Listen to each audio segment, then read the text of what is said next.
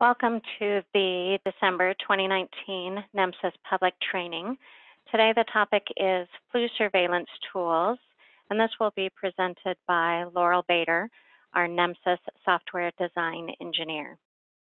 All right, good morning / afternoon, everyone. Hopefully you can see my screen now. It should be the NEMSIS website. Shout out if you can't. So today we're going to talk about the flu surveillance dashboard that we offer here to state data managers and how you could use that to check up on flu symptoms in your state. So first I'm just going to start by reminding everyone where you can find these dashboards. So if you go to View Reports, State Reports, it'll take you to the page where all of our state reports are hosted. We have dashboards on our old version, on the new version of NEMSIS version 3, and then we have some other tools, the State Dataset Builder and the Cube. So today we're going to click on version 3 dashboards so that we can get to that flu dashboard. So on the V3 dashboard page, you'll see the very long list. The flu dashboard is part of a small collection of surveillance dashboards. We have the flu one, as well as one for mass casualty incidents. So from here, you can click this dashboard link to take you right into the dashboard. Actually, I already have it open over here. Now, before we dig in too much, when you're using any of these dashboards, we try to provide some documentation to answer some commonly asked questions. So for the flu dashboard, you can get to that from this companion document link on the dashboard page or from this user guide link where you found the dashboard in the big list. So that opens up a Confluence page that looks a little something like this. There's a clickable index. You can quickly find answers to any questions you might have, as well as you can just scroll through the information. If you have questions about what records were included, that inclusion criteria is listed here along with any filters, so you can know exactly what it is we're considering a flu symptom.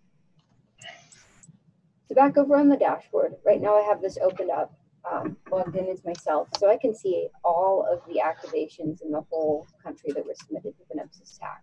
When you log in as your state, you're only going to see records that your state submitted. So it probably won't be 5.5 million, over 6,000 EMS agencies. But it should be a good number for most of you. So to start off, we have these bars at the top, which just show you what percentage of the records you're looking at a time as you're filtering. So if I were to click into an age group or a gender group, these bars are going to adjust to, oops, gotta wait a second. It's reloading. I must have opened this up too early. Yeah, so I think that it's lagging right now because I logged in to check it over an hour ago, and I think it might have just logged me out. But often it can take some time to load our dashboards because we have so much data now. They used to be really snappy when we only had a few states and a few records, but as things have grown, we've seen a little bit of a slowdown, which is great because we're receiving more submissions. I'm just going to try and open it up again and re-log in.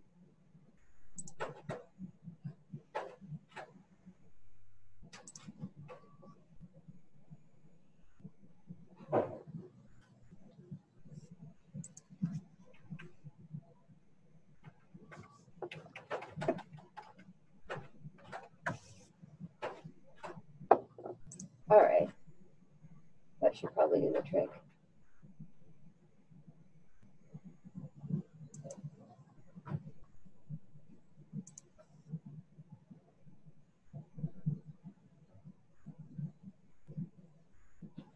All right, back in business. Okay, so the dashboard is open again. That's what I get for opening it early. Okay, so if you click on a filter, it should load for a much shorter time than I just experienced.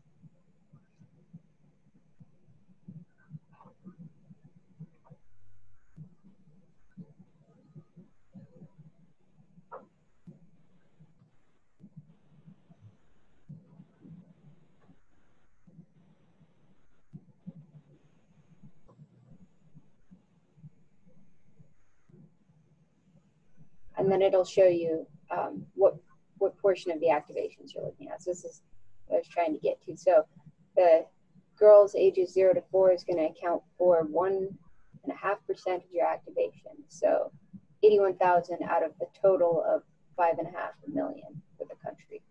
This is a good way to get a visual indicator of how much of your data set you're actually looking at as you filter in. So these two bars are a common feature of all of our dashboards. You can also see that it filtered the EMS agencies, so only 62.5% of the agencies that are represented on this dashboard have experienced a flu patient between these ages. So that's how those filters work. When you're leaving a filter, it goes a little bit faster because it remembers it should have cached the information of where you were before. But basically, everything on the dashboard is clickable like that. So if you wanted to zoom in on a certain demographic, date and time, you can generally just click around to do those kinds of things. And then we have these simple filters, the drop downs and the slider bars for the dates, for type of service, and for EMS agencies. So if you wanted to pick a specific agency in your state. It'll be a much shorter list for many of you, as you'll only have to look at your state. So then we have these sections to sort of describe the flu demographic. We have age groups. You can see that we see a lot more flu-related activations for older folks. For time of year, you can see there's a little bit of a bump in the colder months. And then for time of day, you can see that in the weekday evenings, there's a bit of a bump for when people are calling for these types of symptoms. And we also have this trend line to sort of show how the rate of flu activations to all activations is changing over time, kind of washing out all this irregularity that you see day over day. So this blue line is the rate per day, and then this red line is a moving average across 2 weeks. So you can see how it sort of dips in the summer and picks up again in the winter. So we just wanted to do a visual display of this, even though we all already kind of know it. The hope with this line is that you might be able to sort of have an idea of when those flu symptoms are picking up. I'm going to stop real quickly on this map. So this map can show you either by zip code or county what your flu rate looks like. So the rate is, the flu rate's basically calculated as it's based on the average for the country. So if you're red, you're much higher than average. If you're orange, you're a little higher than average. If you're blue, you're at or below the average. So again, another visual way to quickly pick out where more flu activations are happening. I'm not going to bounce over that map, but if you are a state user, you can log into your state account and get into all the nitty-gritty details of the geography of your state and what the flu-related activations are looking like. If you want to look over a closer time period, again, you can come up to the top and click in these boxes to select a date or drag the sliders to adjust that to a more relevant time window for what the information you're trying to find. Down on the bottom of the dashboard is where we have the really detailed information. What kind of complaints people are calling in for these flu activations. Generally, we're seeing breathing problems, sick person, transfers, but then it also sort of goes through some other common complaints. Then we have the lists. I know they're not very pretty to look at, but this is probably the easiest way to show this information. So for the primary impressions that are reported, we have the ICD-10 code as well as a description and then the numbers. So for me, seeing everyone in the country, the numbers in the millions don't show up, but for all you state users out there, you should be able to see it in the fields. If not, you can always mouse over. Excuse me. So we have primary impressions and symptoms. Again, everything can be used as a filter. So if you wanted to click on one of these and filter the rest of the charts, we have the top 15 medications and procedures that are used for these patients. And then we have sort of this really complicated breakdown of incident patient disposition. So that's refreshing. I'll talk a little bit about this. So as many of you are aware, we've made some significant changes to incident patient disposition. in version 3.5, and you can sort of see why that might be the case. So here's just using our 3.3.4 and 3.4 data.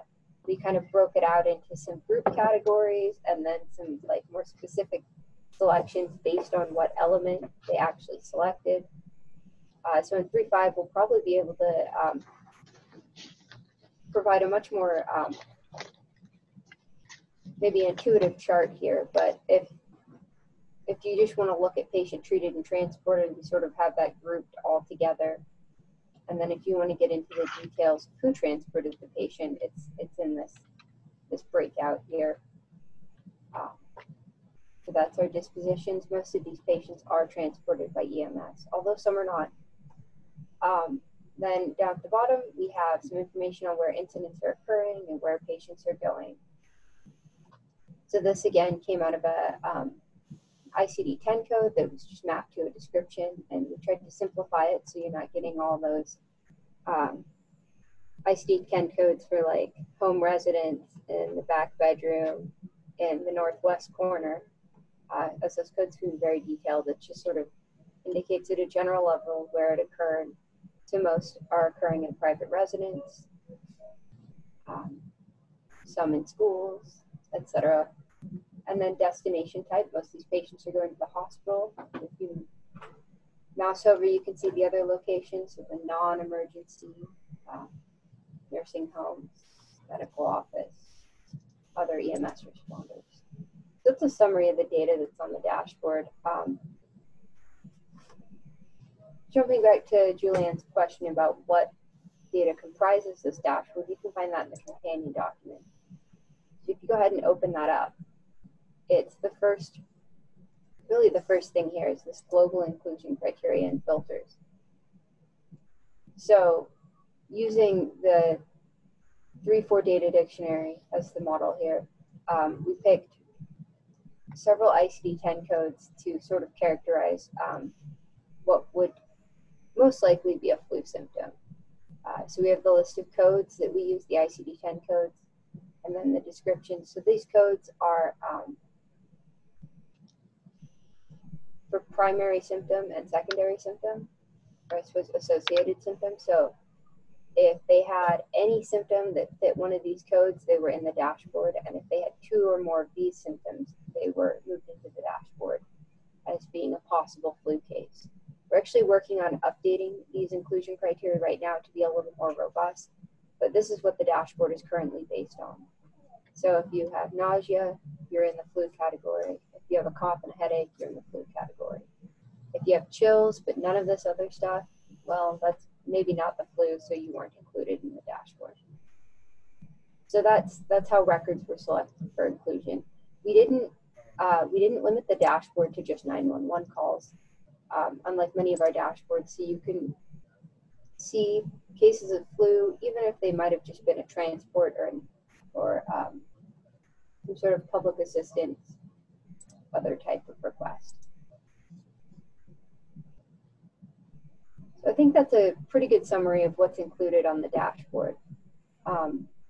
It doesn't really do any forecasting. We found that was unfortunately not quite accurate, but the best advice we could give you for tracking future flu symptoms would be to watch this dashboard to see when the rate is increasing. And that would be your tip off that flu symptoms are maybe on the rise. Like all of our dashboards, they're updated once weekly with the latest data that we've received from states. So if you're one of those states that's sending the data immediately, every Monday this dashboard will be updated with the latest information through the previous Friday. So this one goes all the way up to the 25th of November. So as of the 25th of November, we were seeing about a 12% flu rate. So we know that that's a little higher than the week before, where we were, let's see, also at a 12% flu rate, but the line is trending up. I guess we probably had to add some decimal points there to make that a little more clear, since the rate doesn't vary very highly, at least at a nationwide level. For your state, you might be able to see a little more detail.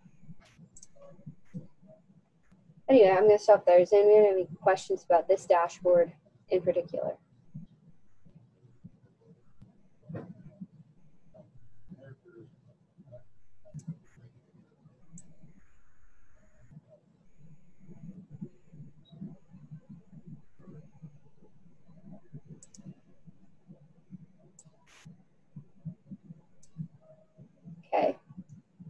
Sounds like no questions on the dashboard. Does anyone have any questions about any other NEMSIS dashboards?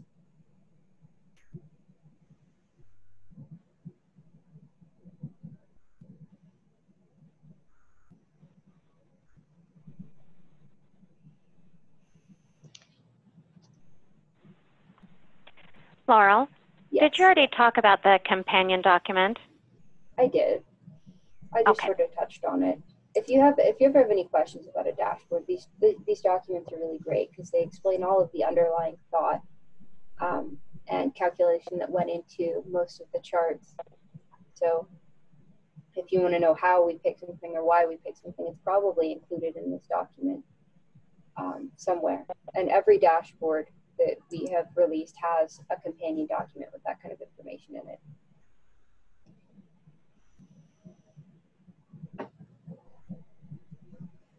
Yeah, it sounds like there are not a lot of questions about dashboards or this dashboard, which is great. I guess at that point, I'll move on to any NEMSIS related questions or suggestions for existing or future dashboards or tools that you'd like to see.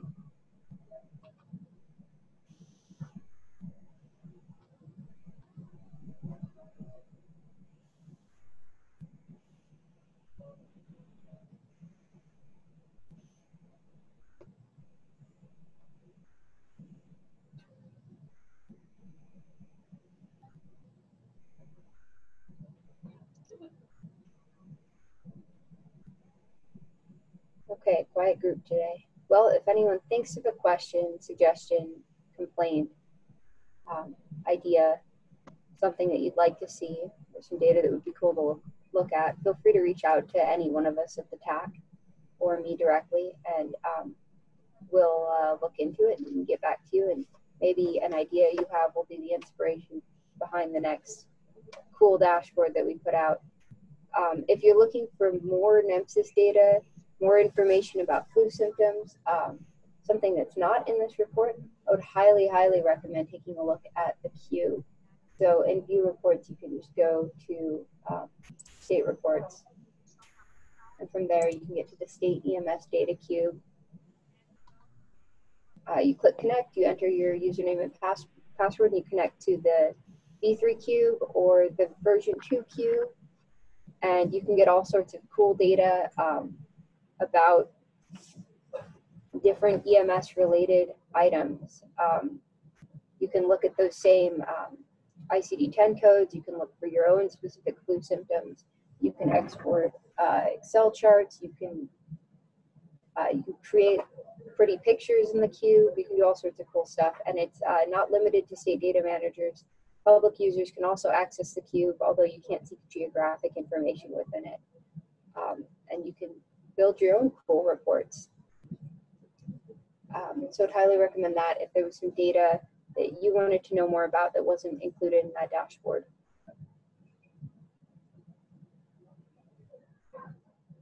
Okay, well, Julianne, I guess I'm going to turn it back over to you. All right, thank you, Laurel.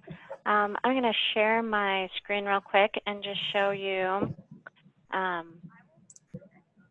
So this was the fall training calendar, and our next training calendar is up for the spring. So January 7th, we'll have a discussion on improving agency data quality, and then we've got February, March, and April. These are available on the public training site. Let's see if I can pull that up. Yep, here we go. So the NEMSIS.org website, calls and trainings, you can go to public trainings. Here are upcoming trainings. Here's the training calendar. So if you want to print or download and send that to your partners, that way they can have the information for spring 2020 trainings that will be coming up. And as always, if you have any questions, you can find all of our information on the support page. Here's Laurel's right here, and mine and Clay's and Lisa's were all on here, available to answer your questions. And if you have suggestions for future trainings that you think that there would be some interest in, we are happy to take those suggestions as well. So thank you everyone for joining us today. If there aren't any last questions, we're going to go ahead and let you go. We'll put this up on our public training page and also on our website, our YouTube page, so that you can send your partners to this training and they can learn how to use the flu surveillance dashboards. Thank you, everyone. Have a great day.